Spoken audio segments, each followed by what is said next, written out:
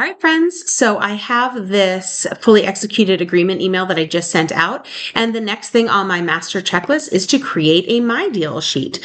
So what I'm going to do is come into Desk here and click on My Deals. It may be in a different position for you.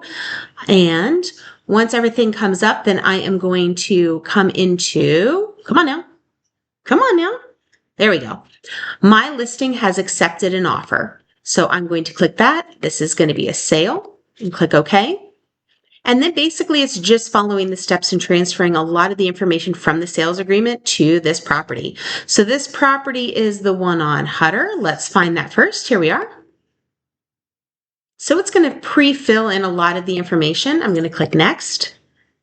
All right, the buyer information. The buyer is represented by, in this situation, it's an agent from a different brokerage that brought the buyer. If it's somebody from Coldwell Banker, you would click this. And if it's somebody that is kind of like a for sale by owner, but on the buyer side, you won't usually be using this. If so, definitely let me know. So this is an agent from another brokerage, company name. So what I'm going to do is I'm going to make sure before I fill anything in that I have the same information as on the agreement of sale. So everything is consistent.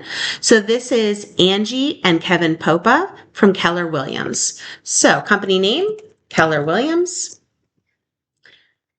You don't have to put the address in there, but if you would like, it's on the sales agreement. Agent name, Angie and Kevin Popa. All right, and you're going to hit next. And in the contract date. So again, I'm going to check the contract date, which is on page 2 at the top. It is dated June 9th. Come back over here. June 9th. Estimated closing date.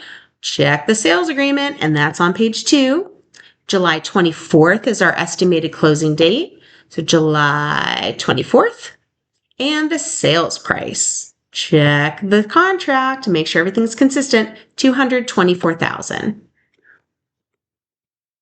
All right, how is the company additional commission being paid? So this is the brokerage fee. It's paid by the client, and the total amount that we're charging right now is $895. Is there a referral fee? No, I got these these sellers on my own. If for some reason another agent has referred them to you, obviously you would say yes, and then you can give those details there and it'll walk you through that. But for this transaction, it is not. Next. So the buyer's first name, check the sales agreement. Always go to the direct source. Christopher Cox and Sarah Ludwig. All right. So Christopher Cox, and we don't need to fill in any other information there. And then we can add another buyer. Laura, my memory. Sarah Ludwig. All right. So when you're done with that, you're going to hit next. Any comments? Now, here's what I do. I actually come into the MLS and I copy and paste the MLS number, and I put MLS, and then I put seller's agency commission. So we're getting 4% plus the $895 brokerage. And the buyer's agency commission, if you look onto the sales agreement on page 2, then they are asking for 4%, which we have agreed to 3%, which they've agreed to for the broker fee. So let's go back into here. 3% brokerage fee. Transaction concierge. I do not need transaction concierge on this one. The title company, I don't know who they're using right now, so I'm going to put do not know. Commission reductions. This is if you have reduced your commission at all, which the answer should be no, unless there's some extenuating circumstances. Seller assist. Let's check this. Yes, there's 4% seller assist on this transaction. So seller assist, yes. The amount is 4%. I'm going to figure that out on my handy dandy calculator. $224,000, 4%. So it's $89.60. Is the commission based before or after seller assist? The commission is always based on the sales price, not the sales price minus seller assist. So it should be before. And coming down here, they've already included a home warranty, and it says customer has opted to order a home warranty. Yes, we have, but they've already ordered it, but it's the seller, and the seller has already ordered it. Shield Essential, We're good there. Now, when it comes to the square footage of the property, that's something we're going to have to look at over here. 864 square feet.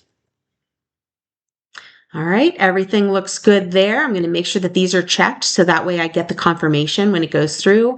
And then lastly, when it says email cover sheet, this is the way I do it. Yes, I want it emailed to me, and I'm going to submit the sale without documents. I'm going to send that from my personal email so I have record of it being sent and what documents were included. So once I hit that, it doesn't take very long for this information to get put into a My Deals sheet, which we'll look here in a second. So that should come through any moment now. While I'm waiting for that, I just heard the ding. So it's probably come through. And here we go. So this is the affiliated business arrangement that they send every time. Here's the My Deal sheet. What I do is I download this to their file on my computer so that I have all of their documents all ready to go. So I'm going to save this. And it's already in the listing in the Caldwell file, under their listing, under their offers. So I say My Deals listing sold. You can name it however you would like. You can keep the original name if you'd like. All right. So once a step is done, I always go right back to my calendar, submit the paperwork. All right. So now I need to submit everything here. First of all, I'm going to put these in my Hutter file. I always keep that on my computer. Oops, Caldwell. That's our last name. Now I'm going to send this into Transaction Manager. So that's the appropriate address, the Cranberry Township, PA at transaction-manager.coldwellbanker.com. Can't get any more complicated or longer than that.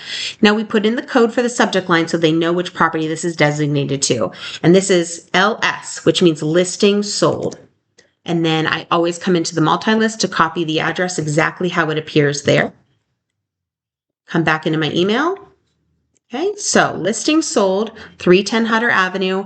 Now all I do is I upload all of that information. So Caldwell listing offer is great. So we need the lead base paint. Basically, I'm going to need pretty much everything in here. I want to make sure that everything is there. The only thing I don't need, emergency confirmation disclosures, addendum, FE in my file means fully executed. That means everybody is signed, so that is the contract. Legally binding contracts have FE in front of them.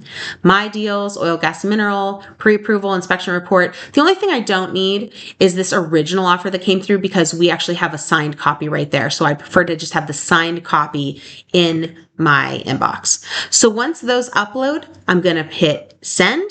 So that way the office knows that that is going on and I can delete this information and on we go. Hope that helps you.